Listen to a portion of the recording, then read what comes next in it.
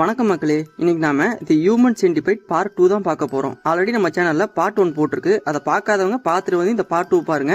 அப்பதான் கதையை புரிஞ்சுக்க கொஞ்சம் ஈஸியா இருக்கும். இந்த படத்தோட ஒன்லைன் ரொம்ப சிம்பிள் தான். ஃபர்ஸ்ட் பார்ட் அந்த ஹியூமன் சென்டிபைட் படத்தை பார்த்து ஒரு சாதாரண மனுஷன் அவன மாதிரி சைக்கோ மாதிரி ஒரு மனித புராண உருவாக்கும்னு நினைக்கிறேன். ஆனா ஃபர்ஸ்ட் பார்ட் கூட ஏதோ ஒரு அளவுக்கு இருக்கு பார்க்கல. ஆனா இந்த செகண்ட் பார்ட் கொலையா கொன்னு வச்சிருக்கானு. ஒவ்வொரு சீனும் கொடூரமா இருக்கு. இந்த படத்துல நடிச்ச வில்லனுக்கு அவார்டு கொடுத்திருப்பாங்களா என்னன்னு எனக்கு தெரியல. ஆனா இந்த படம் ரிலீஸ் ஆன பிறகு இந்த வில்லனை பார்த்து அவனோட ஒய்ஃப், அவன் குழந்தைங்க, அவங்க அப்பா அம்மா ஏன் சுத்தி இருக்கவங்கள பார்த்து பயந்துருப்பாங்க.